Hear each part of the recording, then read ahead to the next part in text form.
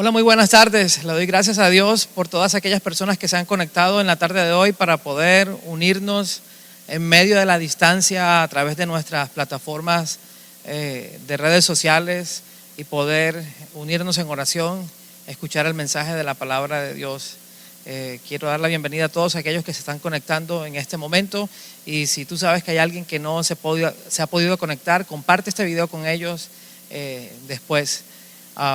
Quiero, en medio de esta situación difícil por la que estamos pasando, en la cual nos hemos distanciado de manera física, podemos seguir en armonía y en un mismo espíritu, buscando la voluntad de Dios, adorando al Señor en nuestros hogares, estando pendientes los unos de los otros, mirando la necesidad de nuestros hermanos. Le doy gracias a Dios por todos aquellos que todavía continúan trabajando, y pedimos que el Señor guarde a todas aquellas personas que debido a la situación que estamos pasando en estos momentos no han podido trabajar. Quisiera que oráramos, y quiero compartir después con ustedes unos cuantos anuncios. Le invito a que oremos.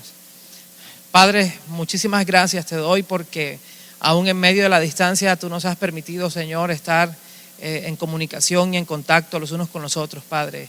Y aún en medio de la distancia, tu pueblo, Señor, tu iglesia no se confina a un edificio de 4 paredes, sino que, Señor, podemos unirnos, podemos estar juntos adorando tu nombre, orando los unos por los otros, y gracias a la tecnología que nos permites tener, podemos compartir el mensaje de tu palabra, podemos seguir, Padre, siendo la iglesia que nos has llamado a ser. Oro, Padre Santo, para que seas tú tomando el control de esta situación por la que estamos atravesando. Y, Señor, que podamos siempre enfocarnos en la gracia que recibimos de ti, y que sea la fe, Señor, y las promesas que nos has dado lo que nos mantengan con la frente en alto y con los pies, con las rodillas, Señor, en el suelo, orando a tu presencia. Quédate con nosotros, Señor, en el resto de esta tarde, en el nombre de Jesús. Amén. Solamente unos cuantos anuncios que quiero compartir con ustedes.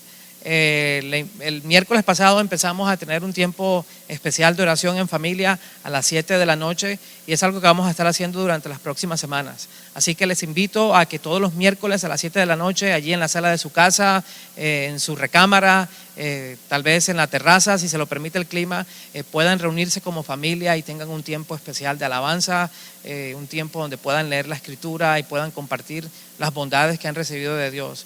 Algo hermoso es que podemos dar gracias a Dios aún en medio de cualquier circunstancia difícil. El miércoles pasado empezamos, y es algo que vamos a seguir haciendo todos los miércoles.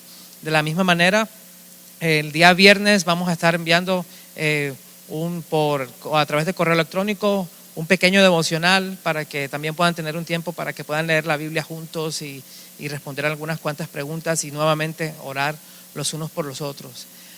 De la misma forma, los padres van a recibir por correo electrónico una hoja de actividades para que puedan hacerla con sus hijos durante el fin de semana. Y les invito a todas las familias que en todas estas actividades que estamos haciendo involucren a sus hijos. Es importante que ellos puedan ver que nosotros tenemos fe aún en medio de la calamidad y aún en medio de la circunstancia difícil que podemos estar atravesando. Y de la misma forma les invito a todas aquellas personas que desean seguir apoyando el ministerio de la iglesia de manera financiera, que puedan hacerlo a través del app de Fall Creek Church y escoger donde dice Enfoque Contributions. Y la próxima semana me voy a reunir con el grupo de líderes de la iglesia para buscar soluciones y de qué manera podemos nosotros apoyar a las personas que están siendo afectadas de manera económica por medio de esta crisis. Antes de pasar al mensaje de la palabra de Dios, quisiera leer con ustedes este salmo, el Salmo 121, un salmo que aprendí desde niño y que mi abuela, la mamá de mi papá, siempre recitaba y orábamos en familia. Quiero compartirlo con ustedes. El Salmo 121 dice así: a las montañas levanto mis ojos, ¿de dónde ha de venir mi ayuda? Mi ayuda proviene del Señor, creador del cielo y de la tierra. No permitirá que tu pie resbale. Jamás duerme el que te cuida, jamás duerme ni se adormece el que cuida de Israel. El Señor es quien te cuida, el Señor es tu sombra protectora. De día el sol no te hará daño, ni la luna de noche. El Señor te protegerá, de todo mal protegerá tu vida. El Señor te cuidará en el hogar y en el camino desde ahora y para siempre. Que puedas tú levantar tus ojos al Señor y saber que Él es tu protector, Él es tu sombra a tu mano derecha. Dios les bendiga. El mensaje de la palabra hoy lo trae el pastor Andrés. Bendiciones.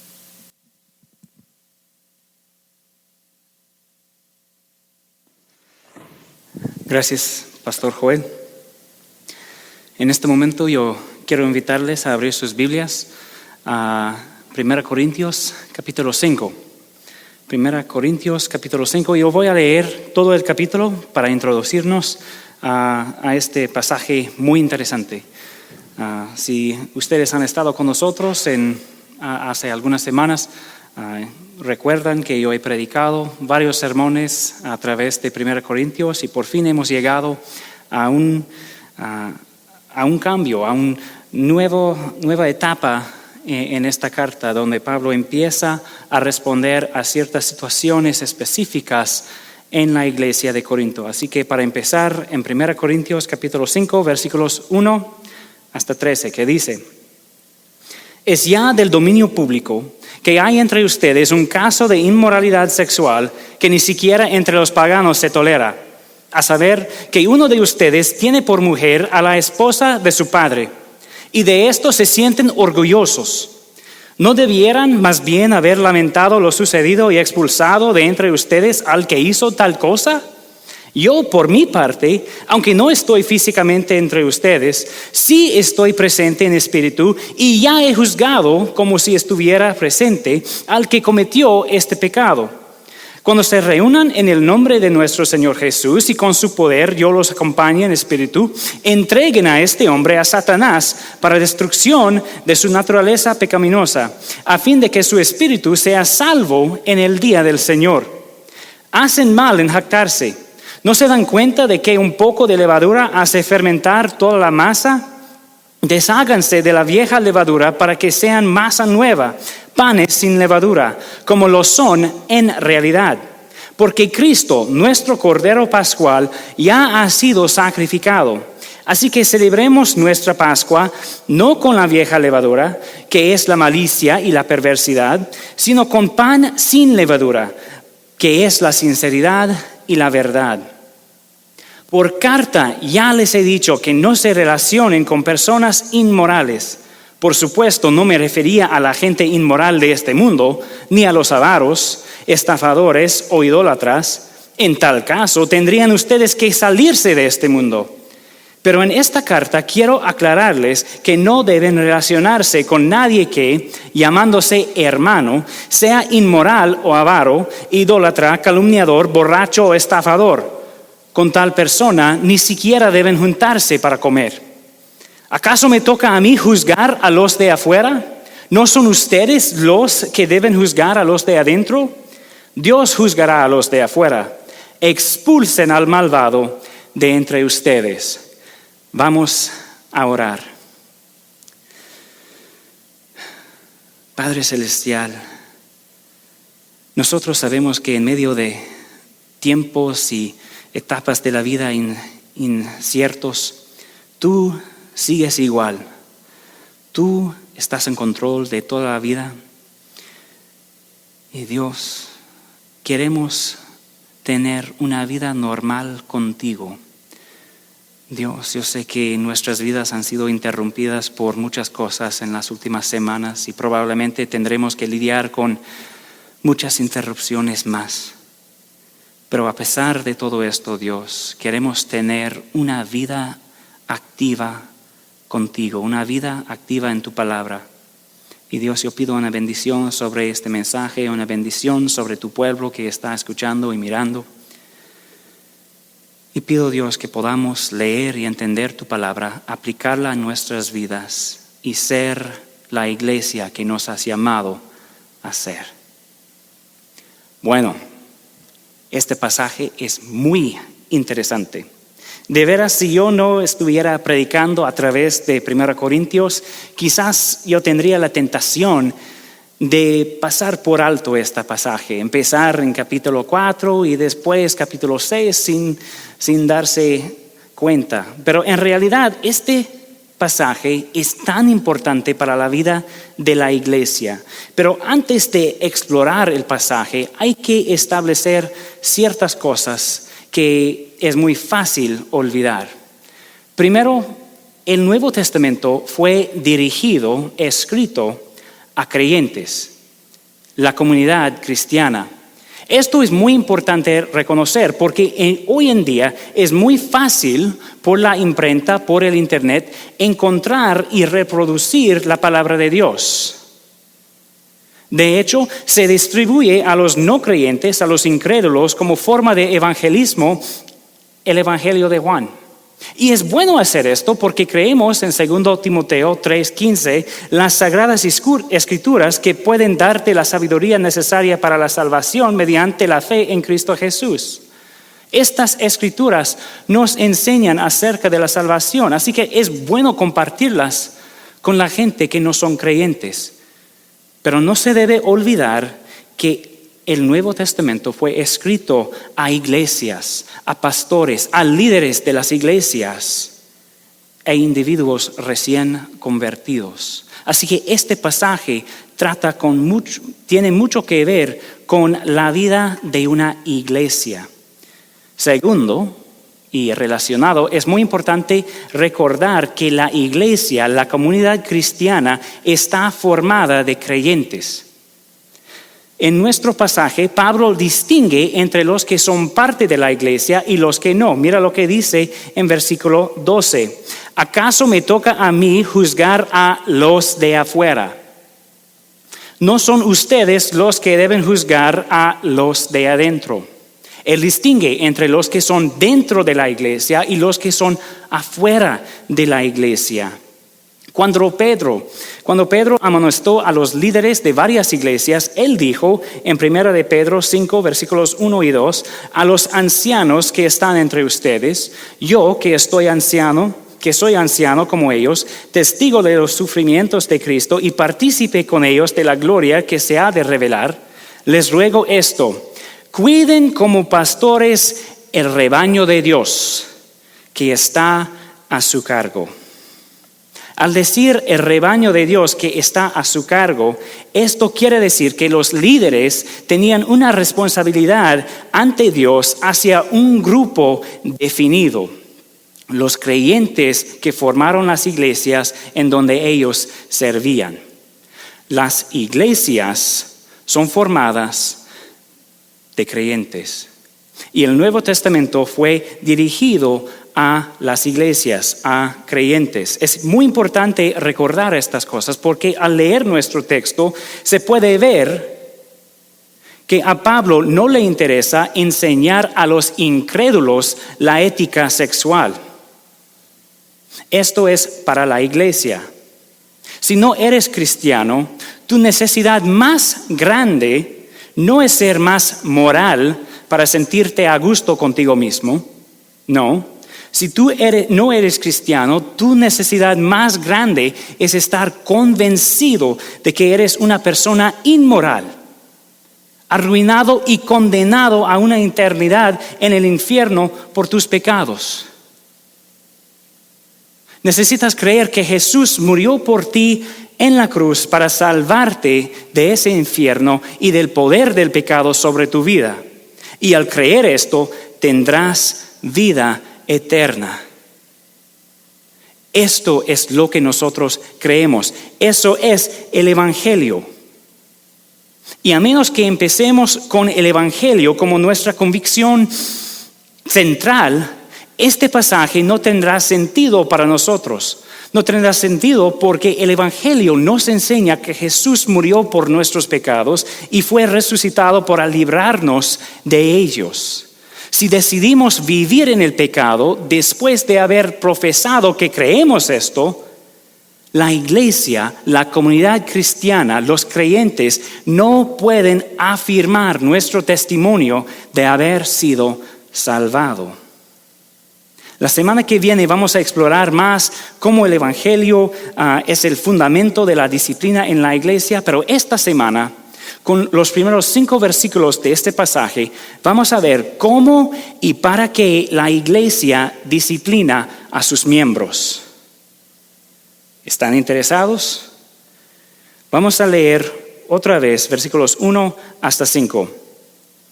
Es ya del dominio público que hay entre ustedes un caso de inmoralidad sexual que ni siquiera entre los paganos se tolera, a saber que uno de ustedes tiene por mujer a la esposa de su padre.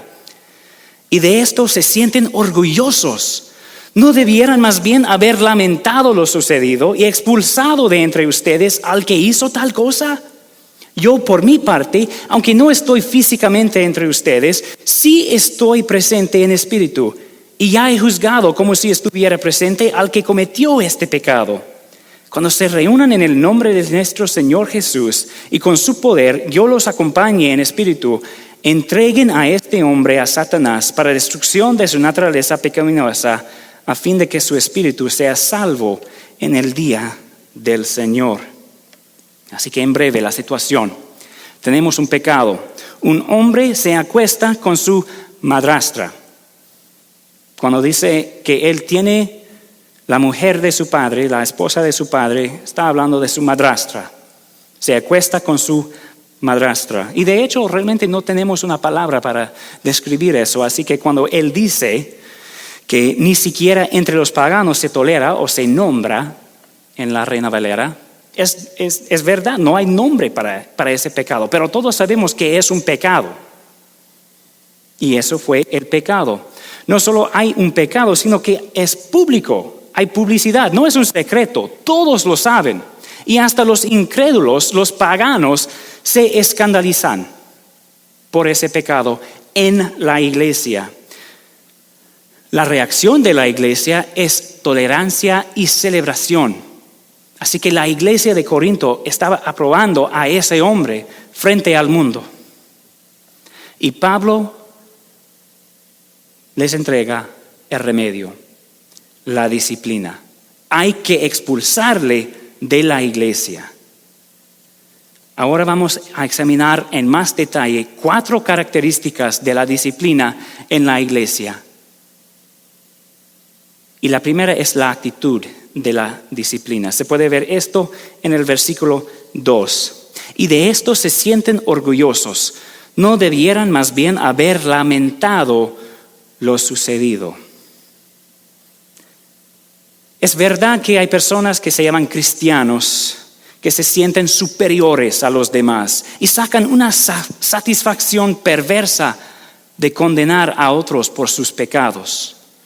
Pero eso no es la actitud correcta. La actitud correcta es el lamento, estar de luto, afligido por un amado, como si hubiera muerto. Es una tristeza, como cuando un familiar es diagnosticado con una enfermedad incurable. Y es algo que nosotros hemos experimentado desde el principio de nuestra iglesia hasta nuestro presente, cuando un familiar se diagnostica con una enfermedad incurable. Y es terrible. Ustedes saben cómo se siente cuando se averigua eso. Es doloroso. Y ese mismo lamento que nosotros sentimos en esa situación se debe sentir cuando hay pecado dentro de la iglesia, porque hay mucho que lamentar. Hay mucho. Por ejemplo, la deshonra a Dios y el daño al testimonio de nosotros como iglesia. En Romanos capítulo 2, versículos 23 hasta 24, Pablo dice: tú que te jactas de la ley, deshonras a Dios quebrantando la ley. Así está escrito: por causa de ustedes se blasfema el nombre de Dios entre los gentiles. Cuando nosotros como iglesia, como miembros de la iglesia, como creyentes, los que profesan el nombre del Señor Jesús, cuando nosotros estamos pecando, viviendo en rebelión en contra de Dios, estamos deshonrando a Dios y dañando al testimonio de su iglesia. También hay que lamentar el riesgo que corre este hombre a su alma. Nosotros creemos que cuando una persona es salvo, es salvo. Pero hay muchas personas que se creen salvo en la iglesia, y la única manera para nosotros saber si alguien es salvo o no es si persiste en la fe.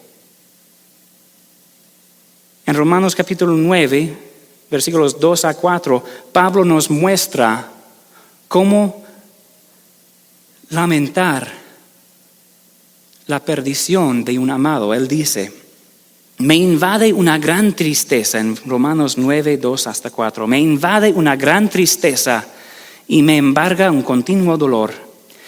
Desearía yo mismo ser maldecido y separado de Cristo por el bien de mis hermanos, los de mi propia raza, el pueblo de Israel. Es un dolor que él sentía por los de su propia raza. También en Filipenses capítulo 3, versículos 17 hasta 19. Hermanos, sigan todos mi ejemplo y fíjense en los que se comportan conforme al modelo que les hemos dado. Como les he dicho a menudo, y ahora lo repito hasta con lágrimas, muchos se comportan como enemigos de la cruz de Cristo. Su destino es la destrucción. Adoran al Dios de sus propios deseos y se enorgullecen de lo que es su vergüenza. Solo piensan en lo terrenal. Esta descripción es apto para el hombre de este pasaje, para cualquier persona que se llama cristiano mientras viva en el pecado. También hay que lamentar el efecto corruptor de su pecado en la iglesia. Ellos estaban elogiándolo por lo que hacía. Y vamos a ver más la semana que viene acerca de ese efecto corruptor. Porque yo puedo decir que es como una plaga, como esa pestilencia que estamos pasando en nuestra tierra y alrededor del mundo.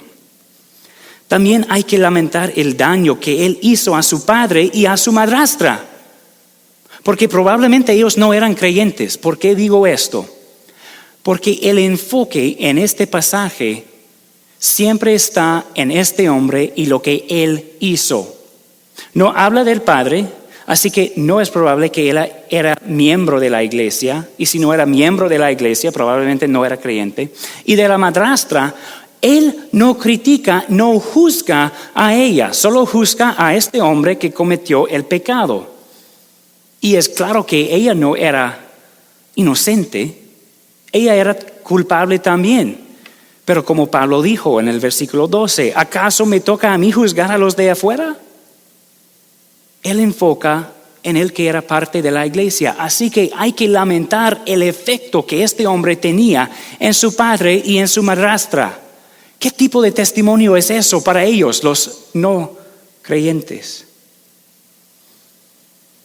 En nuestra sociedad, igual como en la de Corinto, es muy fácil ignorar, tolerar y hasta celebrar el pecado. Elogiamos la gracia de Dios diciendo cuán grande es la gracia de Dios, cuando en realidad la pisoteamos con nuestras acciones. Porque Pablo, el mayor predicador de la gracia en la historia, dijo en Romanos capítulo 6, versículo 1 hasta 2, ¿qué concluiremos? ¿Vamos a persistir en el pecado para que la gracia abunde? De ninguna manera. Nosotros que hemos muerto al pecado, ¿cómo podemos seguir viviendo en él? Y también en Hebreos capítulo 10, versículo 28 hasta 29, cualquiera que rechazaba la ley de Moisés, está hablando acerca del Antiguo Testamento. Cualquiera que rechazaba la ley de Moisés moría irremediablemente por el testimonio de 2 o 3 testigos. ¿Cuánto mayor castigo piensan ustedes que merece el que ha pisoteado al Hijo de Dios, que ha profanado la sangre del pacto por la cual había sido santificado y que ha insultado al Espíritu de la gracia? Al aceptar a alguien como miembro de la iglesia, nosotros como una comunidad estamos diciendo, creemos su testimonio de haber experimentado la gracia de la salvación. Esta persona ha muerto al pecado y ha sido santificado por la sangre de Jesús. Eso es lo que nosotros decimos al recibir a Él como miembro de la iglesia. Y no podemos mantener ese testimonio cuando alguien peca deliberadamente y rehúsa arrepentirse como este hombre. Y eso es razón suficiente para lamentar. El lamento es la actitud de la disciplina. Pero alguien dirá, pues la palabra también dice, no juzgues para que no seáis juzgados. De la Reina Valera, Mateo capítulo 7, versículo 1. Muchos saben el versículo, pero no saben la referencia. No juzguéis para que no seáis juzgados. Pues si esto viene del egoísmo o de un corazón sincero, no sé, pero de todos modos está equivocado. Porque en el mismo pasaje de Mateo, Jesús dice, cuídense de los falsos profetas. Vienen a ustedes disfrazados de ovejas, pero por dentro son lobos feroces. En Mateo capítulo 7, versículo 15. Mi pregunta es, ¿cómo se cuida de los falsos profetas sin juzgar quiénes son las ovejas y quiénes son los lobos?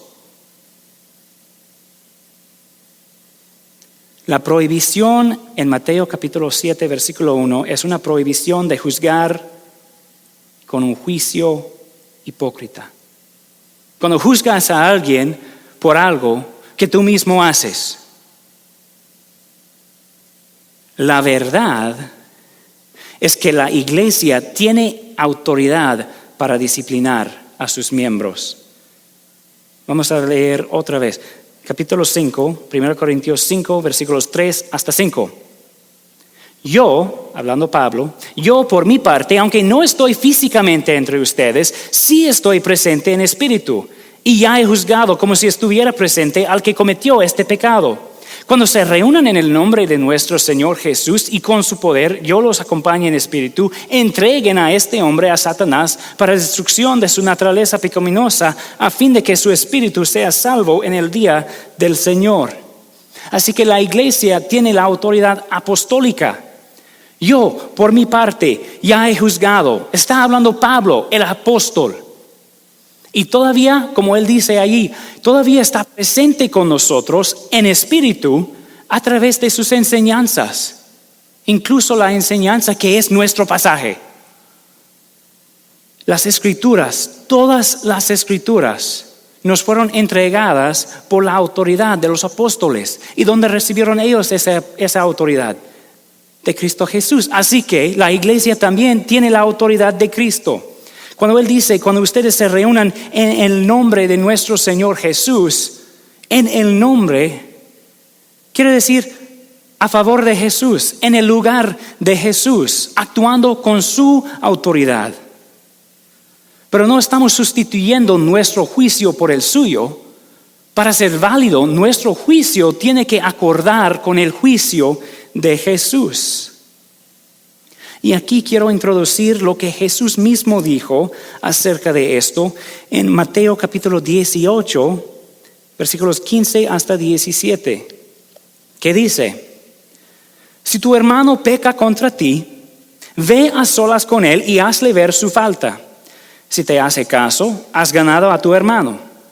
Pero si no, lleva contigo a uno o dos más para que todo asunto se resuelva mediante el testimonio de 2 o 3 testigos. Si se niega a hacerles caso a ellos, díselo a la iglesia. Y si incluso a la iglesia no le hace caso, trátalo como si fuera un incrédulo o un renegado. Las palabras de Cristo Jesús. Habla acerca de una situación similar a la que encontramos en nuestro pasaje, aunque en ese pasaje donde Jesús habla, el pecado no es del dominio público, como en nuestro pasaje, así que se puede ver un proceso. Pero al fin y al cabo, Jesús presume que la iglesia tiene la autoridad de recibir a miembros y expulsarlos cuando pecan. Por eso dice, si no le hace caso a la iglesia, trátalo como si fuera un incrédulo o un renegado, porque la iglesia son los creyentes, no los incrédulos. Está diciendo, trátalo como si no fuera parte de la iglesia, expúlsalo, que es lo mismo que dice Pablo. Así que la iglesia debe tener y empezar con la actitud de lamento y también debe empezar reconociendo la autoridad que tiene. Así que vamos a explorar más el acto de disciplinar. Porque donde hay autoridad hay los que la quieren abusar, ¿no? Se puede ver en la iglesia primitiva, Simón el hechicero, en Hechos capítulo 8, él quería comprar el don de Dios. Él quería comprar influencia, él quería comprar poder en la iglesia. Y el apóstol Pedro, le dijo básicamente: al diablo contigo y con tu dinero. También se puede encontrar en la historia del oeste de la iglesia, la Inquisición española, que hasta torturaba y condenaba a muerte a los que quería. Eso es un abuso de poder. Eso es ir más allá de la autoridad que la iglesia tiene. Pero un ejemplo al otro lado de la gama: las iglesias que no ejercen su autoridad para disciplinar cuando se enteren que uno de los suyos haya abusado a un niño. Y en esas situaciones no solo es pecado, sino también un crimen que se tiene que reportar a la policía. Mi punto es que, tal como es un abuso para la iglesia exceder su autoridad para disciplinar, también es un abuso no ejercer su autoridad para disciplinar. Y el Nuevo Testamento, incluso nuestro pasaje, hace muy claro que la autoridad que la iglesia tiene para disciplinar es limitada a los que son parte de la iglesia. Así que el juicio más severo que la iglesia puede imponer es la expulsión, o lo que se llama la excomunicación. Porque como vimos en nuestro pasaje, 1 Corintios 5:2, no debieran más bien haber lamentado lo sucedido y expulsado de entre ustedes al que hizo tal cosa. Y al fin de nuestro pasaje, versículos 12 y 13, ¿acaso me toca a mí juzgar a los de afuera? ¿No son ustedes los que deben juzgar a los de adentro? Dios juzgará a los de afuera. Expulsen al malvado de entre ustedes. Así que nosotros no tenemos una responsabilidad de juzgar a los que no son parte de la iglesia. A ellos nosotros debemos de anunciar las buenas nuevas acerca de Jesús, que murió por ellos, por sus pecados. Ya son pecadores, no tenemos que juzgarlos por eso, Dios hará eso. Pero los que son miembros de la iglesia están bajo la autoridad de la iglesia, la comunidad cristiana. En 2 Tesalonicenses capítulo 3 versículo 6, Pablo también dice: hermanos, en el nombre del Señor Jesucristo, en el nombre, la autoridad de Jesús, les ordenamos que se aparten de todo hermano que esté viviendo como un vago y no según las enseñanzas recibidas de nosotros. Alguien que peca, alguien que no quiere ser parte del reino de Dios, que no sigue las enseñanzas que tenemos aquí en la Biblia. También en 2 Tesalonicenses capítulo 3 versículo 14, si alguno no obedece las instrucciones que les damos en esta carta, denúncienlo públicamente y no se relacionen con él para que se avergüence. Aquí podemos ver el juicio más severo que la iglesia puede imponer, que es la expulsión. Pero como la excomunicación es el límite de la autoridad de la iglesia para disciplinar, hay muchos métodos menos severos que se debe hacer en la iglesia. Se puede ver estos en la carta a Tito, capítulo 2, versículos 14 hasta 15. Hablando Pablo acerca de Jesús, dice: Él se entregó por nosotros para rescatarnos de toda maldad y purificar para sí un pueblo elegido, dedicado a hacer el bien, quiere decir la iglesia. Esto es lo que debes enseñar, exhorta y reprende con toda autoridad, que nadie te menosprecie. Así que tenemos enseñar, exhortar y reprender. Los considero más como autodisciplina en la iglesia, tal como el ejercicio y la dieta en la vida diaria. la autodisciplina. Porque en la iglesia, cada semana, nosotros estamos enseñando la palabra de Dios. Es una parte del proceso de la disciplina. Es lo que uno hace para prevenir la disciplina, para que no sea necesaria. También exhortamos los unos a los otros en la fe. ¿Por qué hacemos esto? Para que sigan con Cristo. Y eso es parte de la disciplina, la autodisciplina de la iglesia. Y cuando es necesario, también hay que reprender. Y si uno no responde a eso, entonces puede terminar con la expulsión. Pero hay que recordar, eso es el límite de la disciplina en la iglesia. Lo que nosotros hacemos normalmente es enseñar, exhortar y de vez en cuando reprender.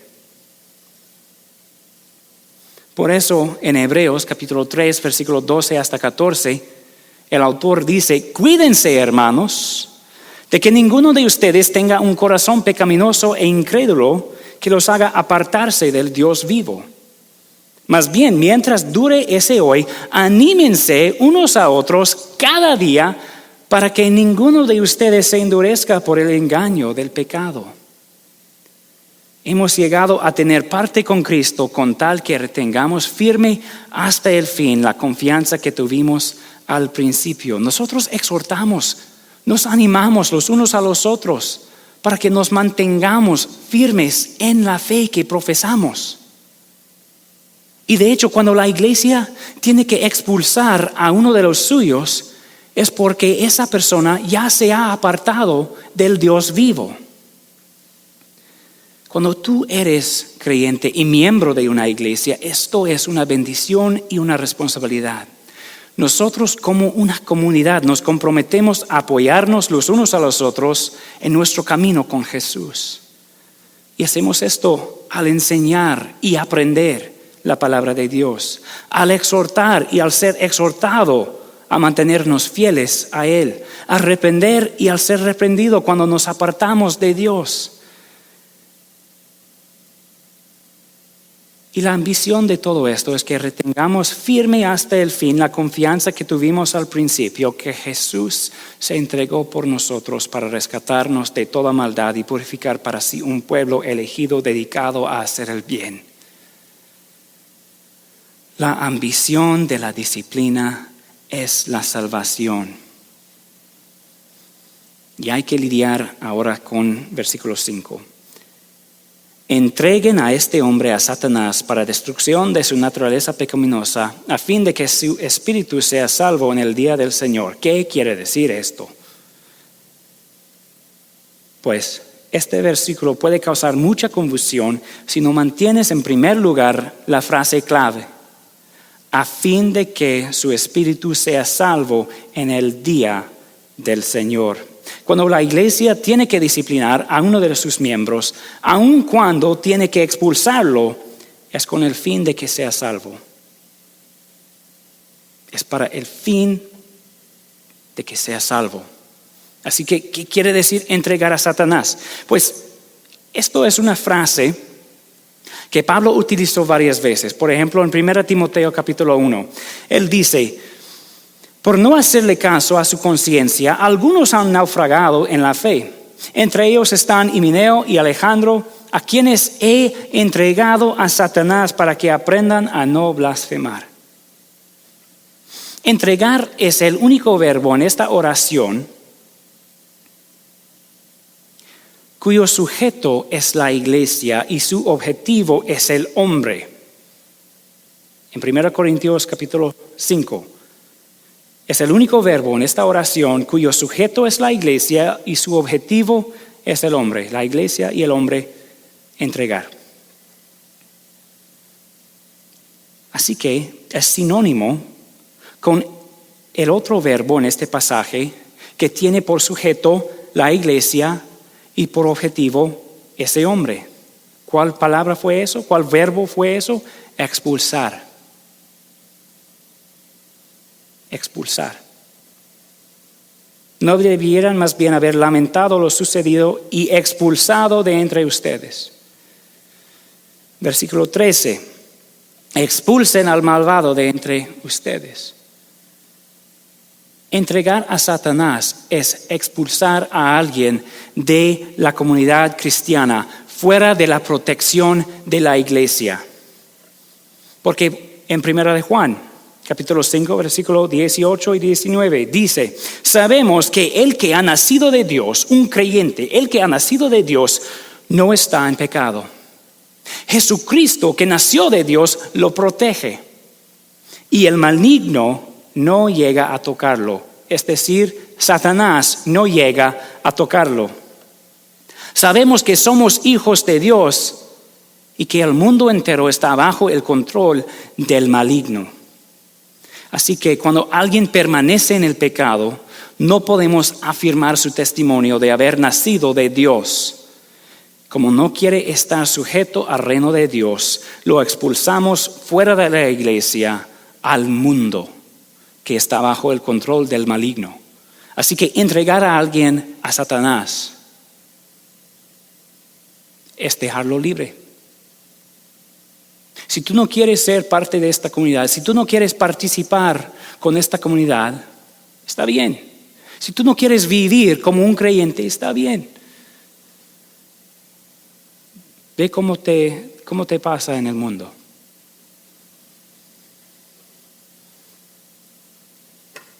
Pero ¿cómo ayuda esto? ¿Cómo ayuda la expulsión al expulsado? Pues, la intención es para que sea salvo.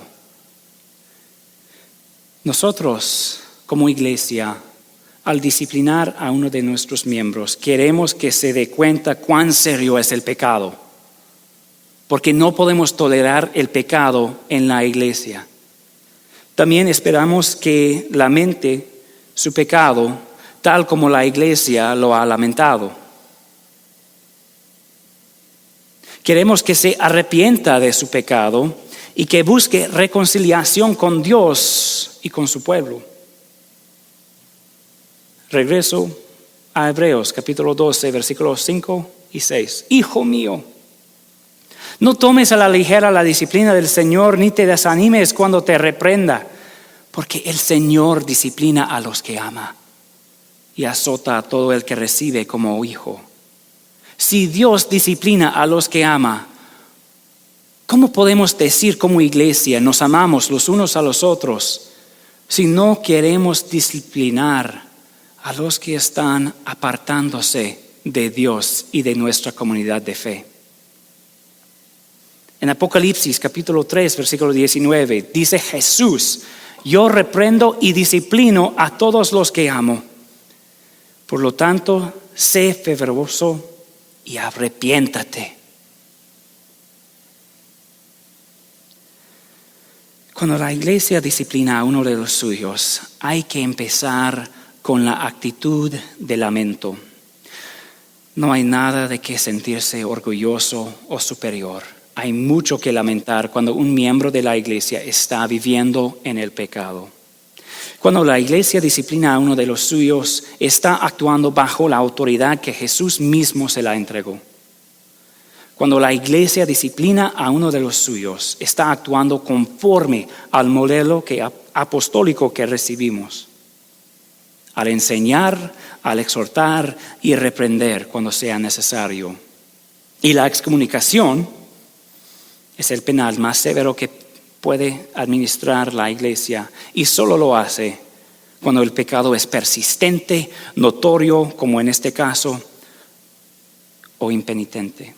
Y normalmente, cuando hay que expulsar a alguien, son los tres: el pecado persistente, notorio e impenitente.